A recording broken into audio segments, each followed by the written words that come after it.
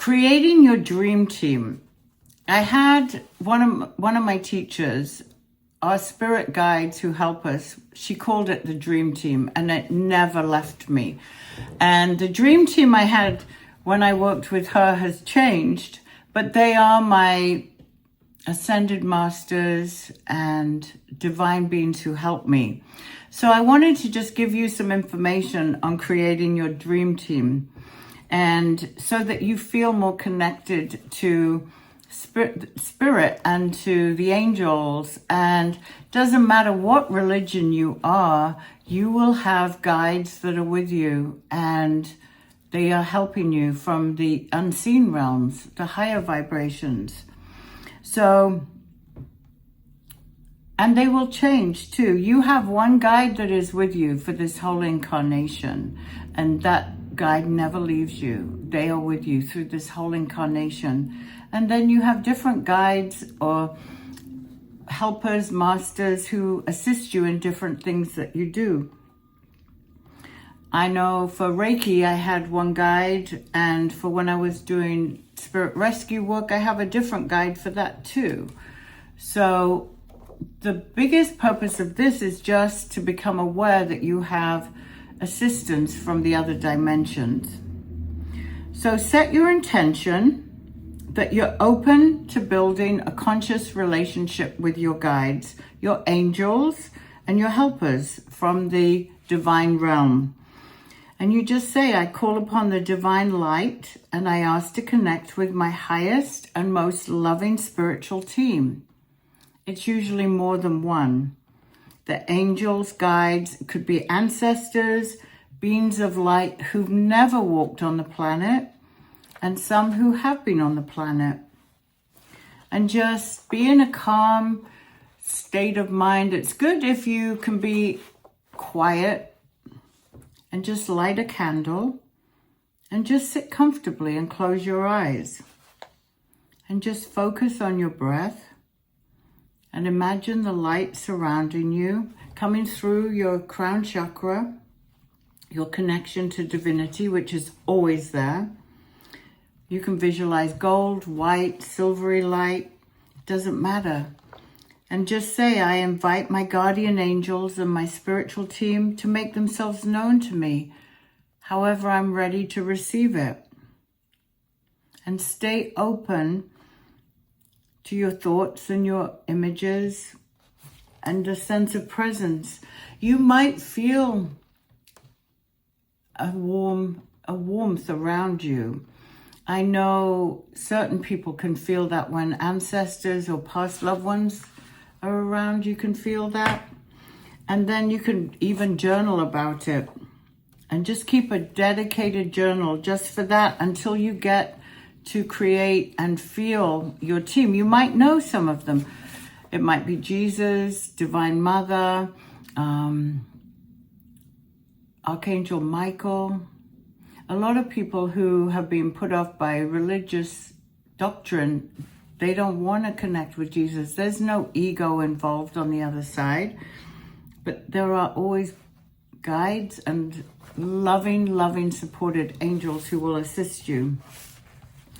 They may, it might be your guardian angel. They are assigned to protect you and guide you. And sometimes they have a hard time getting us to listen. It's like, they knock you a few times. It's like you get intuitions and it's like, oh, you need to do this.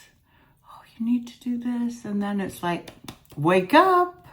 And then if you don't listen at that level, it's like, boom, it smacks you in the face, kind of. That's when we don't listen. And your intuition is your purest connection to them and your soul. And it makes life so much easier when you surrender to divinity. It could be the Archangel Michael, Raphael, Gabriel. It could be an animal guide, an animal totem guide. It could be an ascended master. It could be an American Indian. It could be anyone. Just be open that it could be any form. I've had people who've had just beams of light without names. But as you develop your relationship, just talk to them like you would your best friend, because they're beyond a best friend. They're beyond a best friend. They want you to evolve and to raise your consciousness to the highest point you can. You can ask for signs like a feather or see numbers. A lot of people see 111. I was just working with someone in Arizona and I mentioned 333 and she goes, "Oh my God, why did you say 333? Everything's threes."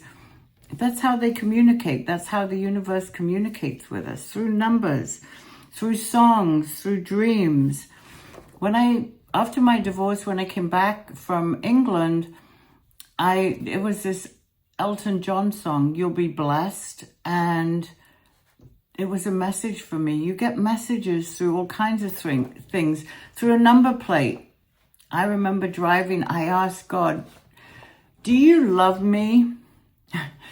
I remember I was driving on the freeway. "How do I know you love me?"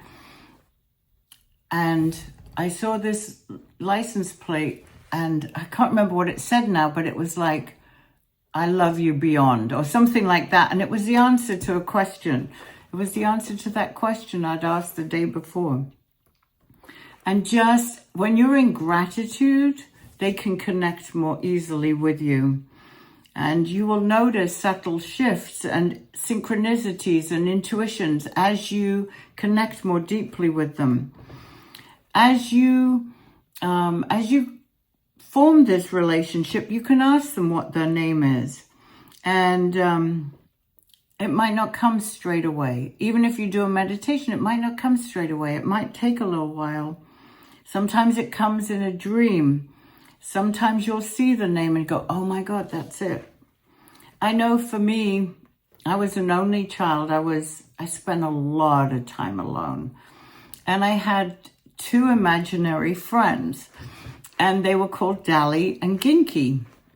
And whenever I got in trouble with my mom, she would say, "What did you do?" And I go, "It wasn't me, it was Dali and Ginky." And it wasn't until I started on this path that one of my guides, my life guides, is an Egyptian, and his name is Dali. And he's tall, he's really big, and he's really beautiful. And he was with me when I was a little child. And he would play with me because they're with you the whole time you're incarnated. So you can ask the name, but it might not come. I know I also had another guide when I was doing spirit rescue work called Kamanjo. And Kamanjo was American Indian, and one of his eyes he'd lost one of his eyes. And so whenever he came through, or whenever I felt him, this eye would always want to close. And he was with me up until last year. And then when I started doing deeper work, he told me, I'm going on, I'm leaving, and I got a new guide, and her name is Aisha. So it can happen as you evolve. They will change, but you have them and they love you. And you can call on them, even if you don't know their names, and you can just ask that you're protected and that they give you divine guidance. And the more that you connect with them, the stronger your intuition becomes and the less screw-ups and mistakes that you make, because they can get through to you more clearly. You can ask for Jesus, and you can create an altar and have pictures of them. I have pictures of all my dream team on my altar, and I will post a picture of it somewhere here. But Jesus, Divine Mother, any of the saints, if you're Jewish, it can be anyone that you feel drawn to. But connect with them, because they're always connected to you. Whether you know it or not, they're with you all the time.